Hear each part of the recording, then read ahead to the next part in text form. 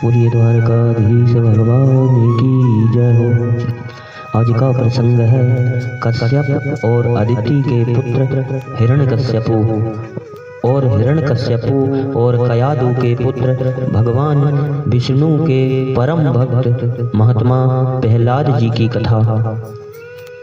हिरण्यकश्यपु अपने आप को भगवान मानता था और खुद की पूजा कराता था, जबकि बालक प्रहलाद इस बात को स्वीकार नहीं करते थे। इसी बात को लेकर दोनों बाप बेटों में मतभेद था और आपस में विरोध बढ़ता ही चला गया। यही प्रसंग सुनाने जा रहे हैं। आशा करते हैं आप इसे अवश्य ही पसंद करेंगे। यह प्रसंग श्रीमद् भागवत महापुराण के सप्तम स्कंद से लिया गया है। दैत्यों ने भगवान शुक्राचार्य जी को अपना पुरोहित बनाया था। उनके दो पुत्र थे, संड और अमर्क। वे दोनों राजमहल के पास ही रहकर हिरण्यकश्यपु के द्वारा भेजे हुए नीति निपुण बालक प्रहलाद और दूसरे पढ़ाने योग्य दैत्य बालकों को राजनीति, अर्थनीति आदि पढ़ाया करते थे। प्रहलाद गुरुजी का पढ़ाया हुआ पाठ सुन लेते थे और उसे ज्यों का त्यों उन्हें सुना भी दिया करते थे, किंतु वे उसे मन से अच्छा नहीं समझते थे, क्योंकि उस पाठ का मूल आधार था अपने और पराये का झूठा आग्रह। एक दिन हिरण्यकश्यपु ने अपने पुत्र प्रहलाद को बड़े प्रेम से गोद में लेकर पूछा, बेटा बताओ तो सही, तुम्हें कौन सी बात अच्छी लगती है? इतने दिनों में तुमने गुरुजी से जो शिक्षा प्राप्त की है उसमें से कोई अच्छी सी बात हमें सुनाओ। तब प्रहलाद जी ने कहा, पिताजी, श्री विष्णु भगवान की भक्ति के 9 भेद हैं।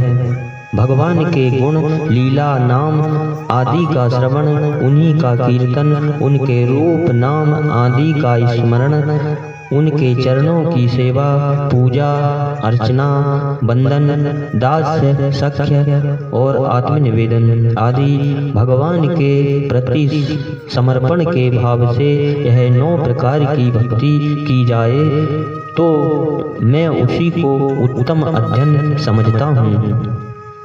प्रहलाद की यह बात सुनते ही क्रोध के मारे हिरण्यकश्यपु के होंठ फड़कने लगे।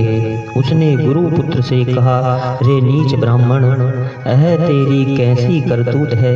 दुर्बुद्धि, तूने मेरी कुछ भी परवाह ना करके इस बच्चे को कैसी निस्सार शिक्षा दे दी। अवश्य ही तू हमारे शत्रुओं के आश्रित है। संसार में ऐसे दुष्टों की कमी नहीं है जो मित्र का बना धारण कर छिपे छिपे शत्रु का काम करते हैं।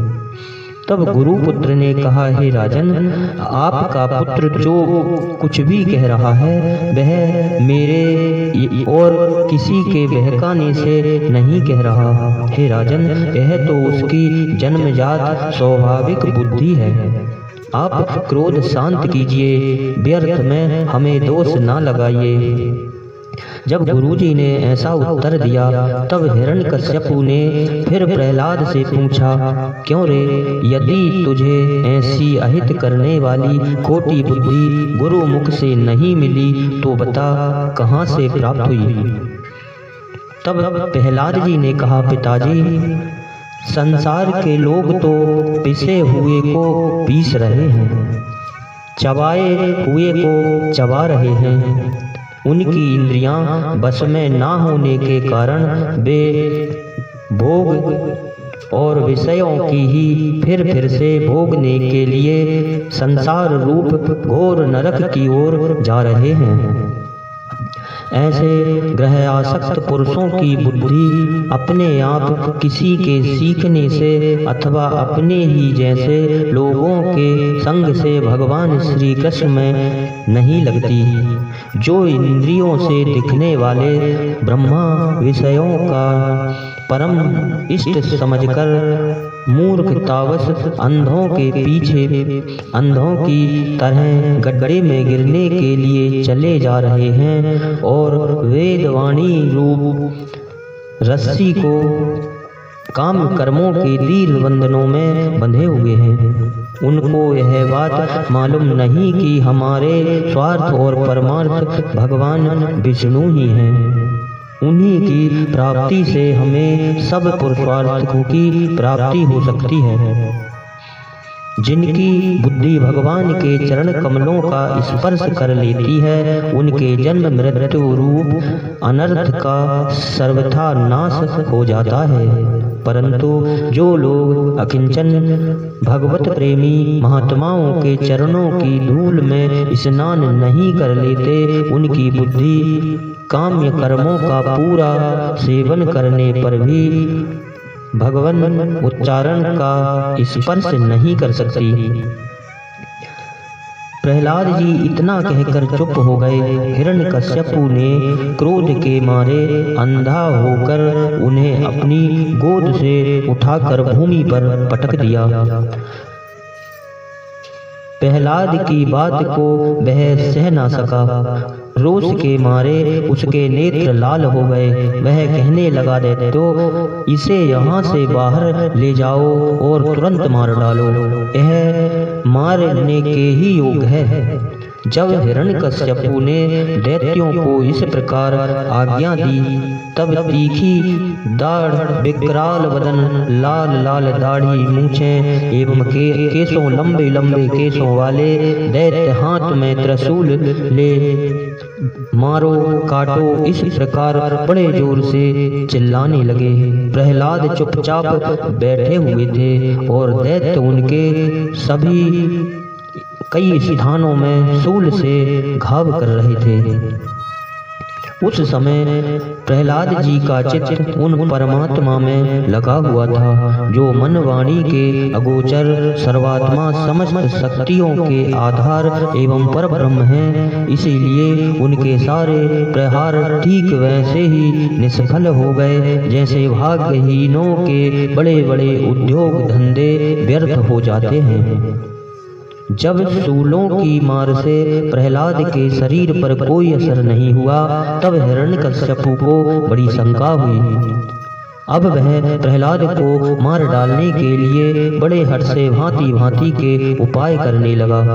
उसने उन्हें बड़े बड़े मतवाले हाथियों से कुचलवाया, विषधर सांपों से डसवाया, पुरोहितों से कृत्या राक्षसी उत्पन्न कराई, पहाड़ की चोटी से नीचे डलवाया, संबरासुर से अनेकों प्रकार की माया का प्रयोग करवाया, अंधेरी कोठरियों में बंद करा दिया, विष पिलाया और खाना भी बंद कर दिया, बर्फीली जगह दहकती हुई आग में भी रख दिया और समुद्र में बारी बारी से डलवाया, आंधी में छोड़ दिया तथा पर्वतों के नीचे दबा दिया। तुरंत इनसे भी किसी भी उपाय से वह अपने पुत्र निष्पाप प्रहलाद का बाल भी बांका ना कर सका। इस प्रकार उसके जितने भी उपाय थे वो व्यर्थ ही गए। तब हिरण्यकश्यपु ने अपने हाथों से ही प्रहलाद को मारने का निश्चय किया और हिरण्यकश्यपु ने कहा, रे मंद बुद्धि, तेरे बहकने की भी अब हद हो गई है। यह बात स्पष्ट है कि अब तू मरना चाहता है, क्योंकि जो मरना चाहते हैं वे ही ऐसी बे सिर और पैर की बातें कहा करते हैं। अभागे, तूने मेरे सिवा जो और किसी को जगत का स्वामी बतलाया है, सो देखूं तो तेरा वह जगदीश्वर कहाँ है? अच्छा, क्या कहाँ है? क्या वह सर्वत्र है? अगर है तो इस खंबे में क्यों नहीं दिखता? अच्छा तुझे इस खंबे में भी दिखाई देता है? अरे तू क्यों इतनी डींग हाँक रहा है? मैं अभी अभी तेरा सर धड़ से अलग किए देता हूँ। देखता हूँ तेरा वह सर्वस्व हरि जिस पर तुझे इतना भरोसा है तेरी कैसे रक्षा करता है। इस प्रकार वह अत्यंत बलवान महादैत्य भगवान के परम प्रेमी प्रहलाद को बार बार डांट फटकार लगा रहा है और सता रहा है। जब क्रोध के मारे वह अपने को रोक ना सका तब हाथ में खड्ग लेकर सिंहासन से कूद कर और बड़े जोर से उस खंबे को एक घूंसा मारा। उसी समय उस खंबे में एक बड़ा भयंकर शब्द हुआ। ऐसा जान पड़ा मानो यह ब्रह्मांड ही फट गया हो। वह ध्वनि जब लोकपालों के लोक में पहुंची तब उसे सुनकर ब्रह्मादि को ऐसा जान पड़ा मानो उनके लोकों का प्रलय हो रहा हो। हिरण्यकश्यपु प्रहलाद को मार डालने के लिए बड़े जोर से झपटा था, परंतु दैत्य सेनापतियों को भी भय से कपा देने वाले उस अद्भुत और अपूर्व घोर शब्द को सुनकर वह घबराया और देखने लगा कि यह शब्द करने वाला कौन है, परंतु उसे सभा के भीतर कुछ भी दिखाई न पड़ा। इसी समय अपने सेवक प्रहलाद और ब्रह्म की वाणी सत्य करने और समस्त पदार्थों में अपनी व्यापकता दिखाने के लिए सभा के भीतर उसी खंबे में बड़ा ही विचित्र रूप धारण करके भगवान प्रकट हुए। वह रूप ना तो पूरा सिंह का था और ना ही मनुष्य का था। यह देख हिरण्यकश्यपु ने सोचा, हो ना हो महामायावी विष्णु ने ही मुझे मार डालने के लिए यह ढंग रचा है, परंतु इसकी इन चालों से हो ही क्या सकता है। इस प्रकार कहता और सिंहनाद करता हुआ दैत्यराज हिरण्यकश्यपु हाथ में गदा लेकर नरसिंह भगवान पर टूट पड़ा, परंतु जिसे पतंगे आग में जैसे गिरकर अदृश्य हो जाता है वैसे ही वह दैत्य भगवान के तेज के भीतर जाकर लापता हो गया। तदंतर वह दैत्य बड़े क्रोध से लपका और अपनी गदा को बड़े जोर से घुमाकर उसने नरसिंह भगवान पर प्रहार किया। प्रहार करते समय ही जैसे गरुण सांप को पकड़ लेते हैं वैसे ही भगवान ने गदा सहित उस दैत्य को पकड़ लिया। वे जब उसके साथ खिलवाड़ करने लगे तब वह दैत्य उनके हाथों से वैसे ही निकल गया जैसे क्रीड़ा करते हुए गरुड़ के चुंगल से सांप छूट जाए। उस समय सबके सब लोकपाल बादलों में छिपकर इस युद्ध को देख रहे थे। उनका स्वर्ग तो हिरण्यकश्यपु ने पहले ही छीन लिया था। जब उन्होंने देखा कि वह भगवान के हाथ से छूट गया तब वे और भी डर गए। हिरण्यकश्यपु ने भी यही समझा कि नरसिंह ने मेरे बल से डरकर ही मुझे अपने हाथ से छोड़ दिया है। इस विचार से उसकी थकान जाती रही और वह युद्ध के लिए ढाल तलवार लेकर फिर उनकी ओर दौड़ पड़ा।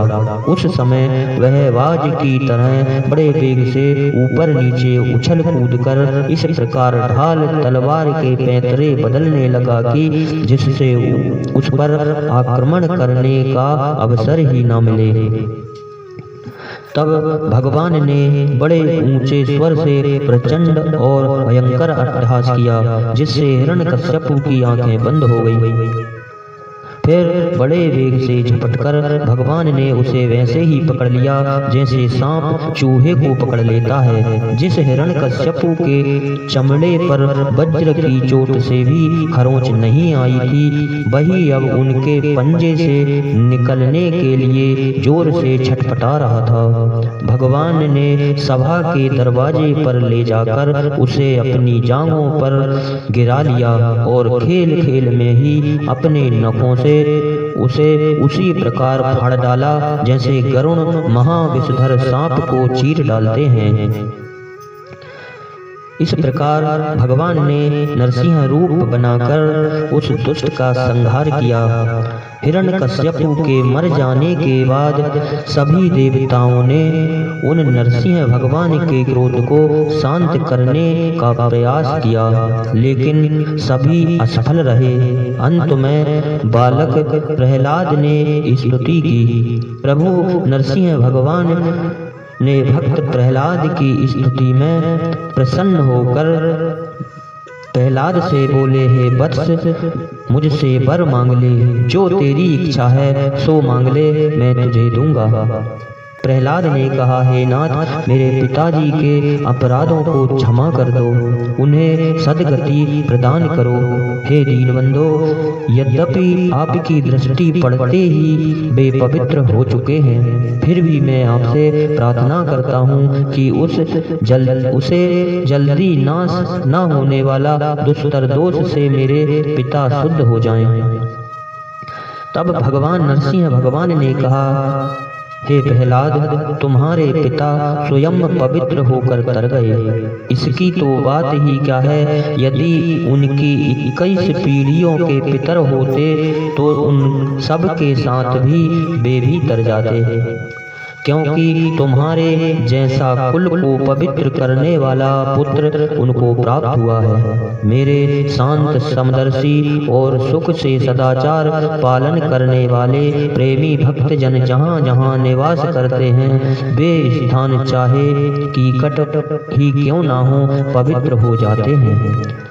मेरे भक्ति भाव से जिनकी कामनाएं नष्ट हो गई हैं, वे सर्वत्र आत्मभाव हो जाने के कारण बड़े बड़े छोटे किसी भी प्राणी को किसी भी प्रकार से कष्ट नहीं पहुंचाते। संसार में जो लोग तुम्हारे अनुयायी होंगे, वे भी मेरे भक्त ही हो जाएंगे। तुम मेरे सभी भक्तों के आदर्श हो। यद्यपि मेरे अंगों का स्पर्श होने से तुम्हारे पिता पूर्ण रूप से पवित्र हो गए हैं, तथापि तुम उनकी अंत्येष्टि क्रिया करो। तुम्हारे जैसी संतान के कारण उन्हें उत्तम लोकों की प्राप्ति होगी।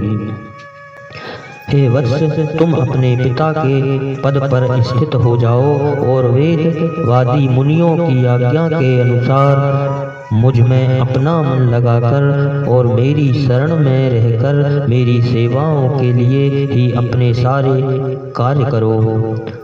भगवान की आज्ञा के अनुसार प्रहलाद जी ने अपने पिता की अंत्येष्टि क्रिया की। इसके बाद ब्राह्मणों ने उनका राज्य अभिषेक किया। इसी समय देवता ऋषि आदि के साथ ब्रह्मा जी ने नरसिंह भगवान के प्रसन्न बदन देखकर पवित्र वचनों के द्वारा उनकी स्तुति की और इस प्रकार सत्य और धर्म की विजय हुई, असत्य और अधर्म की हार हुई और इसी सत्य और धर्म की जीत के उत्सव को होली के त्योहार के रूप में मनाया जाता है। इन्हीं शब्दों के साथ बोलिए द्वारकाधीश भगवान की जय हो।